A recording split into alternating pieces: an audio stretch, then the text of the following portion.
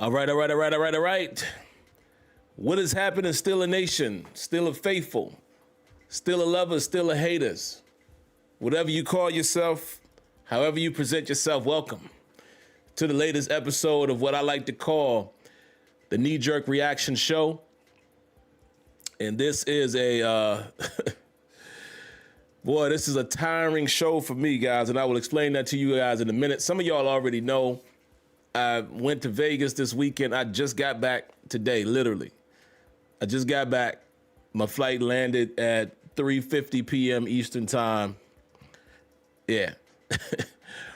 I am running on fumes, guys, but I'll get to that in a moment. So we're going to get in and get out on this one.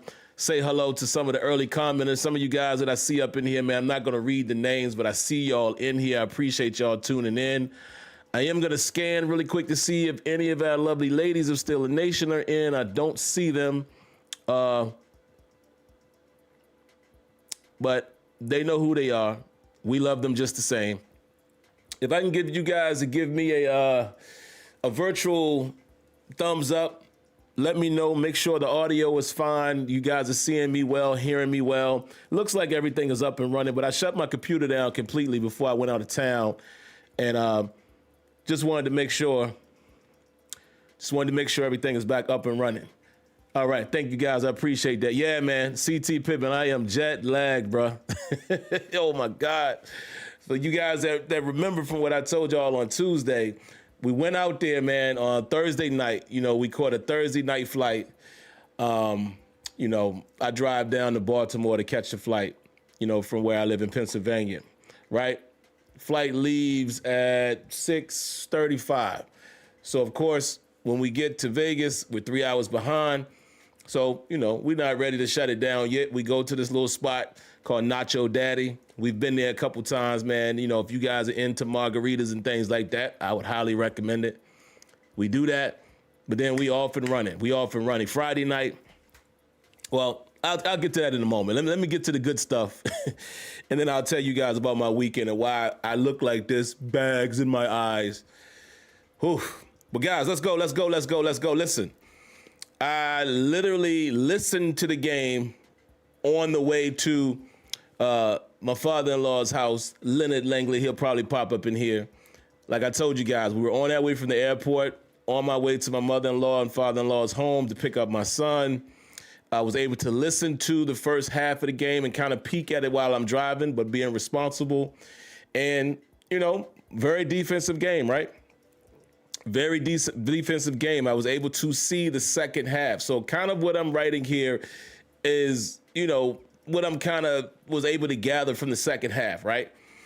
For the most part, guys, let's get right into it. I thought it was a great play call. There was that moment when the Steelers got the safety. Do y'all remember that? Excellent defensive play call right there. I have to give credit to Terrell Austin, and I have to give credit to Mike Tomlin on that play. Let me refresh you guys' memory. This was the play when Kyle Duggar came in and got the sack on Jared Goff, and it gave the Steelers the safety, and the Steelers at that point went up 12-10, right? But the reason why I said it was a great call, man, if you paid attention to it, they showed all-out pressure, and then they backed out both Patrick Queen as well as Peyton Wilson, and they sent Duggar on a blitz. And if you notice the replay, even when they showed more of the end zone perspective, you saw Patrick Queen was in the middle of the field. Also, Peyton Wilson was kind of in the middle of the field. And the beautiful thing about that play is you guys saw it yourselves. On the first scoring touchdown for the Detroit Lions, they were just continuing to go down the middle of the field, hitting that guy, what was his name, Kirksir or something like that, number 86. Continuing to hit in the middle of the field. Even a couple of the passes that they were able to connect with Williams, some of these were in the middle of the field. And I'm like, man, please don't start that. And I will say that they did catch the Steelers off guard. They went up tempo on that drive. And like I said, I couldn't physically watch it as I was driving, but I was peeking at it. My wife giving me the play-by-play. And I saw that they were just going down the field, down the middle of the field to the tight end. So that's why I said the reason why I called the play where we got the safety an excellent call, not because we got the safety, but the Steelers knew in that moment that, okay, you got to pay attention to where you are on the field. Jared Goff has to get rid of the ball quick. So you show pressure and drop the middle linebackers, the inside linebackers back into that area. You saw even Goff scan that area of the field. It was covered. And then by that time, it was too late. And Kyle Duggar able to get him down. So I thought that was a significant play, man. I'm always getting on the Steelers defense for what we give up in the zone and all of that. But I have to give the coaches a little credit for calling that play when they did. Because, again, I was telling Leonard, while watching the game, down and distance matters and where you are on the field matters. That particular play, it is my opinion, worked because, again, Goff has this much time to make a decision standing in his own end zone. So that was a good time for the Steelers to kind of bluff the pressure with the inside backers, drop them out, and then send heat from the strong safety. So kudos there. Also, I put here, the Steelers put together a super long drive in the third quarter, almost 10 minutes. Almost a 10-minute drive. That's what I'm talking about. You guys hear me talk about sustaining offense quite often. They did not do that in the first half, right? I'm not going to bore you guys with all of the particulars, but again, even with not physically seeing the first half and only kind of peeking and listening to it as I'm driving, the Steelers weren't doing anything offensively in the first half. Quite a few 3-and-outs. So it was cool to see the Steelers come out at the half, right? And take so much time off the clock. At that point, you were dragging that game out, bleeding that clock away. Very, very good drive, man. Again, almost 10 minutes in length. Some big catches by Scotty Miller on that drive, especially the toe tap. But then also, we missed, I'm not even going to say miss, but this close to Valdez-Scantling making a touchdown, or catching a touchdown, rather. And what a throw, man, by Aaron Rodgers. If you look at it, he pretty much threw it basically 60 yards in the air, just off the hands of Valdez-Scantling, man. And I don't know, again, did Rodgers miss slightly to the left or slightly to the right? Did Valdez-Scantling, take a little bit off? I don't know. It did hit his hands, but obviously it was not a catch. But that was significant because that was a moment that I thought, wow, man, if the Steelers could score right here, they put a dagger in the game. And then, second play of the drive, I said second play of the drive that could have been a touchdown because there was another one. Remember the touchdown that got called back, got negated. Touchdown to DK Metcalf, got negated by what they called OPI, offensive pass interference on Darnell Washington. And to me, that should not have been called. That, to me, was a natural pick. That looked like a natural pick where the routes allowed Darnell Washington to, boom, run into whoever that defender was, knocks him to the ground, and that should have been a touchdown. But it's quite funny how later on in the game, OPI would be significant, right? But yeah, at that point, man, I said, again, on that one drive, there were two opportunities for a touchdown that the Steelers were unable to get. Another thing that I notated, man, Chuck Clark had an opportunity 3 times to have an interception. The first one, you're going to have to beat Troy Polamalu to make that fingertip interception. The second one, however, hit him right in the hands, even though he was down to his knees. Hit him right in the hands. You got to catch that one. And then the third one later on in the fourth quarter, where he made an excellent play, man, jumping that little route down the seam and got his hands around there, but maybe a tougher catch. But we can at least say that Chuck Clark should have caught at least one of 3 opportunities for a potential interception, and he didn't. So just going to notate that. Steelers gave up a touchdown on 4th and 2 with a little over 8 minutes left in the quarter. I thought it was very interesting, man, what those guys said on the broadcast that, and I didn't know this, the Steelers have given up the most conversions on 4th down in the NFL this season. That is not a good stat because more times than not, I'm sure that may have resulted in some type of points, whether it was on the 4th down play or later down the line of the drive. If teams are converting 4th downs, they probably went on to score some type of points off of that. So that is a horrendous stat. Horrendous stat. Couple other big things that I notated, man. I cannot end this without talking about two guys who were significant in this game. There would be our two running backs. Now, I also thought it was interesting. Let me just say this as an aside. I saw Caleb Johnson, man, on the sideline. Looks like he might have been a healthy scratch. I still have high hopes in Caleb Johnson, man. I think he is a very capable running back. I think he will become a very, very capable running back for the Steelers, given the play style that he had in Iowa.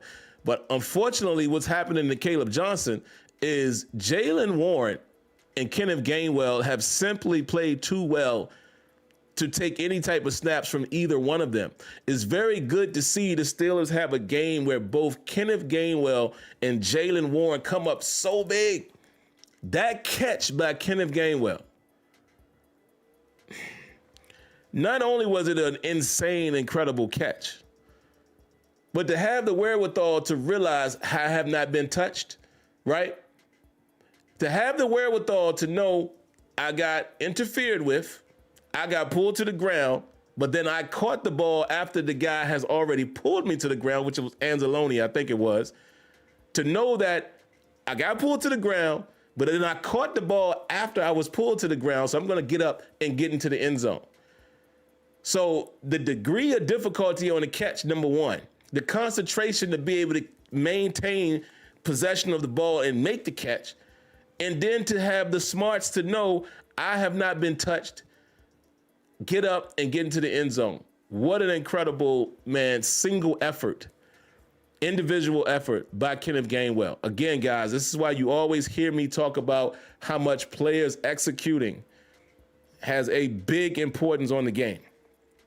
I know everybody always wants to put everything on coaching. Player execution is a significant part of being successful. No ifs, ands, buts about it. And then Jaylen Warren, like I put in the title, the Steelers find an explosive run game. Finally, let's get to the Jaylen Warren stats, man. Let me pull it up really quick, guys. And like I said, I'm blowing through this really fast, guys, because I'm about to be done. I am beyond tired, guys, having just getting back from Las Vegas today. Super tired, but I got to give you guys something, right? Let me get to it, guys. Hold on. Let me get to Jaylen Warren and the day that this guy had. Got to give him his just due. Incredible. Jaylen Warren, 14 carries, 143 yards and 2 touchdowns, a 45-yard long. And he actually had 2 of those, if I'm not mistaken. 10.2 average on the ground. Kenneth Gainwell wasn't even a slouch. 9 carries for 50 yards. That was a 5.5 yards per carry. And then another skewed stat, 2 carries for Jonnu Smith for 28 yards. He had an average of 14. So just crazy, man. The Steelers rushing completely for 27 carries, 230 yards, 2 touchdowns. Average yards of 34.26 is insane, but that's the 2 explosive, runs by Jaylen Warren, and a long of 90 yards is what they have here. Just incredible stuff, man. Incredible stuff as far as the run game. This is something that we've been pounding the table for a long time. Here's another one, man. Kenneth Gainwell, 5 receptions for 78 yards and 1 touchdown. So again, Adam Thielen able to get some catches in this game. DK Metcalf, him and Adam Thielen both shared 4 catches. Tight ends were relatively quiet, even though Darnell Washington had 3 receptions for 36 yards. But relatively quiet day for the tight ends in terms of catching the football. Aaron Rodgers, I didn't realize he threw the ball 41 times. 27 to 41 for 266, 1 touchdown on the day, and a 65% completion rate. Was only sacked 2 times. So I will say this, guys, as I, kind of wrap this thing up, because again, man, just trying to wrap this up. Did not like how the Steelers looked in the first half offensively. Defensively, the Steelers showed up. They kept the Steelers in the game. But again, It's just an eyesore to see how we give up touchdowns late in games when we have a lead. To some degree, I understand that the teams are going to go on more of your prevent style defense. I just hate seeing it. But also, I will give credit to the Lions. Kenyon even reminded me of this as, I was texting him and Tony. Listen, man, that touchdown that they got in the second half with fourth quarter, some of those touchdowns, they did decide to go fast, and they were kind of, getting at the Steelers with up-tempo. And that is definitely true, because if you pay attention to the first touchdown that the Lions were able to get in the first half, same thing. They went up-tempo, they was going to the tight end, and that's how they drove down the field. So you definitely got to give some credit to your opponent, but I will say I just hate seeing the team so often build a nice lead or a decent lead, 11-point lead or whatever you want to call it, and then you just start going soft as it appears. Again, I don't know the ins and outs until I watch the film, but it appears that way. It feels that way as a fan, because you're like, here we go. Every time we go up, here we go. We give up, we go up 12, we give up a touchdown. We go up 12 again, we give up a touchdown. It never felt comfortable, and it comes all the way down to the end. And the defense had to step up one more time. But largely offensively, man, we did what we had to do. What did we score? 29 points. What a second half by the Steelers offense. And hey, man, hats off, and you got to give credit to Arthur Smith and the way he called the game. Again, you guys hear me say I don't necessarily like Arthur Smith's scheme from I can't talk, guys, and this is because of my tiredness. From a schematic standpoint, I don't necessarily love the scheme, but you got to give credit where it's due when play call, how did you call the game? How did you manage the game? And I give big kudos to Arthur Smith today, because he was pulling some plays out of his bag. Here's one that I notated to Kenyon and Tony, if you guys paid attention to it. That was an excellent strategy when they came out. Remember that play? They came out, they put Jonnu Smith in the backfield, and they gave him the same look that Jonnu Smith scored on with the toss last week against Miami. And then instead of giving it to Jonnu Smith, it's a jet sweep, jet action to Gainwell for a sizable gain. Beautiful. Then later on, we come back with a not a similar look, but kinda. Now we give the jet sweep to Jonnu Smith. So I felt like, Arthur Smith was ahead of the game at times when to go outside. We were very successful, man, more successful than we're accustomed to seeing, even when we stretched the ball out and went outside, whether it was a jet sweep or something of that nature. And then we had some success off tackle, some of the zone running stuff that Jaylen Warren was able to bust through the line. So, yeah, man, I got to give it to him. I got to give Arthur Smith credit for how he called the game. Again, that's not me saying he's a phenomenal, fantastic coordinator. From a scheme standpoint, I would prefer us to have more 11 personnel, like more of a spread style. I just think in today's NFL, it's easier to gain yards that way. But it worked today for Arthur Smith, and like I said, I got to give him credit for the way he called the game. Outside of that, guys, that might be all I have. Let me make sure I ain't missing anything from my notes. Yep. Last thing I had on my notes was the call to Gainwell where they had Jonnu Smith in the backfield. So again, it's just getting in your bag from a standpoint of showing that look. I'm sure the Detroit Lions, Dan Campbell, and the rest of the crew saw Jonnu Smith lined up in the backfield, and we pitched it to him, and he got a touchdown last week. So do you think Detroit wasn't prepared if he came out in that look? Hey, let's keep an eye out on the toss to Jonnu Smith. So that is strategic play calling, where you give him that look and then you run a jet sweep off of it. What about the fake on the tush push? Little stuff like that. Like, that's what I'm saying, where I got to tip the hat to coaches when they do that. And also, I'll give credit to Tomlin once more in this game. There was a moment or two where we went for it on fourth down that, in the past we're accustomed to seeing him, punt the ball away. So all in all, I think the coaching staff did a good job. I always ask y'all this question because you never hear these type of comments when we lose. When we win. It's only when we lose you guys say they didn't have the team ready to play. So Did they have the team ready to play today? Or were the players executing? Which one? Because if I'm being fair from a player standpoint, they definitely executed, opening up some holes. The offensive line was getting hats on hats. Yes, the coaches did a good job with play calls. Yes, even defensively, we did a good job with some of the schematics that we threw out there or some of the disguise. But again, the players still got to execute. So I just always bring up that point because it's funny to me how fans will always say it was the coach's fault and they didn't have the team ready to play when they lose, which to me I think is a myth statement. I think every week a team is ready to play. I think Dan Campbell prepared his team to play today. They just lost. Now, quite crazy at the end of that game, right? That an OPI is the deciding factor since Donnell Washington was called for OPI early in that game that negated a touchdown, right? So I thought it was kind of poetic justice in that regard. You hate to see any team or a game come down to something like that, but, you know, people are going to say, oh, they got robbed and all that. Guys, you can say that about every team in every game. And I will continue to say the same thing that I say about the Steelers when we lose a game from perceived, a play. It's never one play that lost you the football game.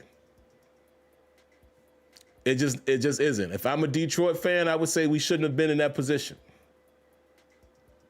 It's just that simple. But like I said, I'm not going to go as far as to say the Steelers got robbed or anything. I mean, the guys, I told y'all I'm super tired. I'm talking backwards. I'm not going to go as far as to say the Lions got robbed because, listen, there was plays that went against the Steelers that shouldn't have gone.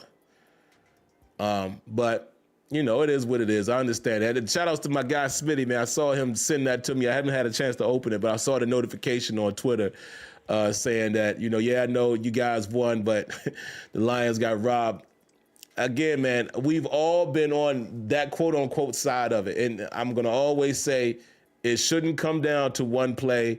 It definitely looked like offensive pass interference to me, and I'll just leave it at that, so there you have it. But last but not least, guys, listen, I told y'all, anything this team does from this point on is just a surprise to me. I have zero expectations. This does not change the way I feel about the team, nor does it change my hope factor. I'll go back to something I said earlier in the season when the Steelers put together a performance similar to this. When they play complementary football, the Steelers do have the chance to play with pretty much anybody in the league. And I think tonight was a great showcase of, wow, look how they played against a team with two very capable, outstanding running backs, two solid two-man tandem at wide receiver.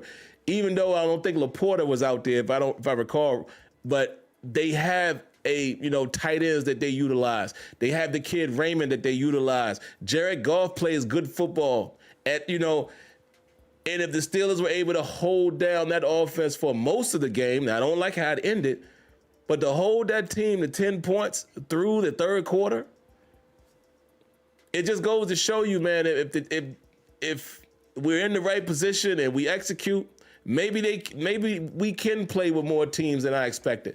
I didn't expect, even you look around the league, look at how close that game was, semi-close, with the Texans and the Raiders. Why was that game even? There was a point where the Raiders were actually in the lead. Football is weird like that, guys. It's week to week. I just don't have the confidence in our offense every week or the defense. The defense is getting better. The run game, we stuffed the run game. Wow, right? We definitely started making Detroit a little more one-dimensional, which that's what you got to do. Seems like Derek Harmon being back might have helped, so I can't wait to dive into that film. But that's all I got for you guys, man.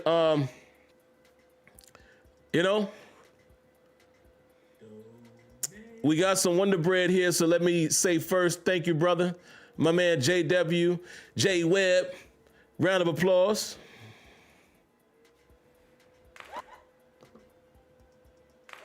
There it is.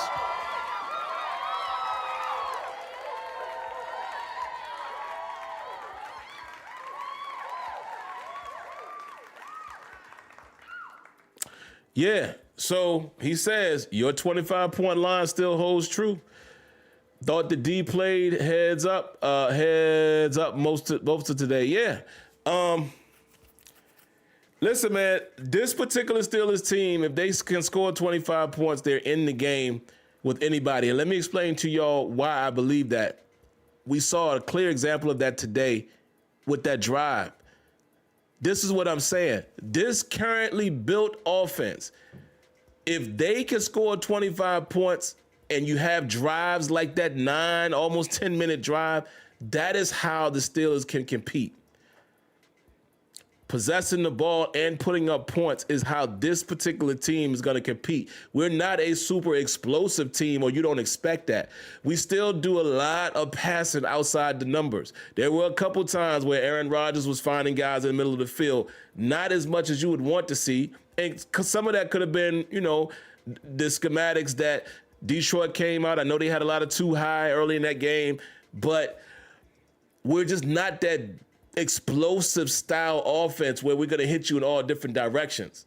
Sometimes we have a big run like we did today, a couple of them, or we have a deep shot, but we're just not that mix it up type of offense. It's just not the scheme, right? So that's why I always say if this offense scores 25, I think our defense, though not great, are good enough to hold down another team if the offense is giving them 25. Just my quick opinion on that. But outside of that, man, I think they played pretty solid. Again, you hate to see even a 24-point total at the end because I think they played a better game than what they showed, giving up those touchdowns late in the game. I don't think as a Steeler fan, guys, I was not comfortable having the game come down to what it came down to. There were 2 opportunities in the fourth quarter where we should have put the game away. And the defense leaked a little bit in the fourth, man. And I don't know if that was attrition, as they say, or what have you. But there you have it, guys. Outstanding game by the Steelers defense. And once again, y'all's worst nightmare. Guess what happened today? Look at the thumbnail and tell me if y'all can guess what happened today that some of you guys are going to be so mad about. The Steelers have 9 wins on the season, which means Mike Tomlin, once again, is going to have a non-losing season. That is hilarious, man. That's just the problem that the Steelers have. We just always right at the, like Ryan Clark said, we at championship purgatory, man. Not good enough to win it all, but too good to get the best draft picks. But all right, I'm getting out of here. Oh, wait, the Pats are up 10-7.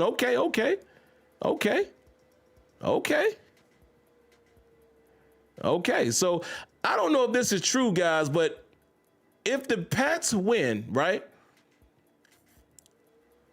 If the Ravens go 7-8, and worst case scenario, is it over even if we tied? I guess what I'm asking you guys, looking at the records, what if the Steelers ended up 9-8 and the Ravens ended up 9-8? Who would be in first place? Because right now, today, the Steelers are 3-1 in the division. The Ravens are 3-2. But if we both somehow, if we ended up, let's say the Steelers dropped the next 2 games and the Ravens and the Steelers split.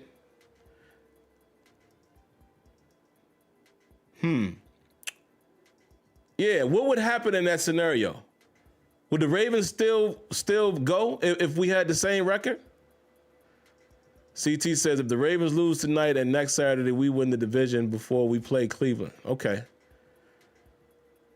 Steeler Card says even if the Ravens lose to Green Bay Saturday, we know the game is meaningful before. Okay. Yeah, because I think, guys, if I'm not mistaken, I think right now the Steelers have the edge in the conference and the division over the Ravens. Yeah, and we do have 2 of them left. So, but even with that, Kenyon, we 3-1, right? So if we drop both of them and we end up 3-3, Oh, okay. So if the Ravens beat us, they could be 4-2. Okay, yeah, because I think they're 3-2 in the division. Okay, so there you have it. That's probably there. It is right there. But all right, guys, we're not even gonna worry about that, man. Steelers just need to take care of their business, and that's it. You know, you have 2 games, right? If they want to get to the playoffs and secure a spot, and actually, they're probably going to get to the playoffs if you really think about it, as a wild card already. Looking at some of them back half teams in the AFC. However, if the Steelers want to win the division, they're looking at winning 1 of 2 next games. 1 or 2 of the next games. If they get to 10 wins, they win the division. So we shall see. I think so anyway, because I think the Ravens will drop one of these games, right? I think they'll drop the game tonight or against the Packers or even to us, you know, but I don't know. Let's not worry about that. The Steelers, if y'all want to get in, you got to do what you got to do. It's in your hands, and what they going to do when they get there, who knows? But all right, guys, let me go. Like I told y'all, man, I had a phenomenal weekend. Some of y'all remember we did go out to Vegas. I literally just got back, man, about 4 hours ago. I am drained, guys. Y'all can see it in my eyes. Dead tired.